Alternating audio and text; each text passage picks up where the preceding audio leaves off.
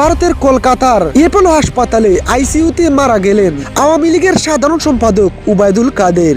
5 August ছাত্র জনতার কঠিন আন্দোলনের মুখে দেশ ছেড়ে পালিয়ে ভারতের দিল্লিতে আশ্রয় নেন শেখ হাসিনা সহ আওয়ামী লীগের অসংখ্য নেতাকর্মীরা। কিন্তু দেশের মধ্যে প্রায় 3 মাস যাবৎ আত্মগোপনে ছিলেন উবায়দুল কাদের। এর পরে ভারতের কলকাতায় পাড়ি জমান অতি গোপনে। কিন্তু দীর্ঘদিন যাবৎ বার্ধক্যজনিত একাধিক জটিল রোগে ভুগছিলেন উবায়দুল কাদের। শারীরিক অবস্থার অবনতি হওয়ায় তিনি বেশ কিছুদিন ধরে শয্যাশায়ী ছিলেন। কিন্তু গত শুক্রবার 2 জানুয়ারি হঠাৎ করে তার শারীরিক অবস্থার মারাত্মক অবনতি ঘটে। তাকে দ্রুত কলকাতার অ্যাপোলো হাসপাতালে নিয়ে যাওয়া হলে হাসপাতালে ভর্তির পরপরই চিকিৎসকরা তার অবস্থাকে গুরুতর বিবেচনা করে আইসিইউতে রেখে ভেন্টিলেশনে চিকিৎসা দেওয়া হয়। কিন্তু শেষ রক্ষা আর হয়নি তার।